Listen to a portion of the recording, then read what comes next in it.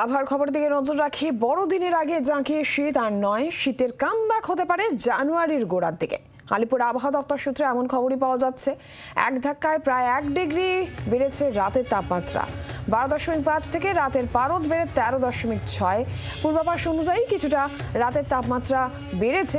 আগামী 72 ঘন্টা আরও 2 থেকে 3 ডিগ্রি পর্যন্ত পারদ বাড়ার সম্ভাবনা রয়েছে। আর কি পূর্বাভাস থাকছে শীত নিয়ে আরো বিস্তারিতভাবে জানাবেন অয়ন ঘোষাল। টেলিফোন লাইনে রয়েছেন প্রতিনিধি অয়ন। কি বলছে হাওয়া অফিস? দেখো, এখনো পর্যন্ত আলিপুর আবহাওয়া দপ্তর যে পূর্বাভাস দিয়েছিল সেই পূর্বাভাস ফলে গিয়েছে। অর্থাৎ কলকাতা শহরে রাতের তাপমাত্রা সামান্য হলেও বেড়েছে 12.5 থেকে সেই তাপমাত্রা 1 ডিগ্রি বেড়ে 13.6। এই তাপমাত্রার বাড়ার যে প্রবণতা, এই প্রবণতা কিন্তু একেবারে 18-19 তারিখ পর্যন্ত বহাল থাকবে এবং যার জেরে কিছুটা উষ্ণতর বড়দিন পেতে চলেছে বাংলা। কিন্তু তারপরে আবার সুখবর আসছে, কারণ 2025 সালে জানুয়ারি মাসের 3 বা 4 তারিখের পরে শীতের কামব্যাক হচ্ছে।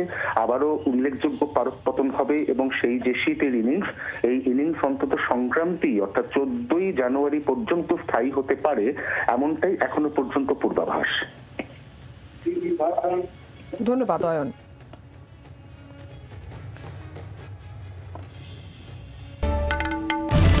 বাংলার আওয়াজ, বাঙালির আবেগ, জি 24 ঘন্টা।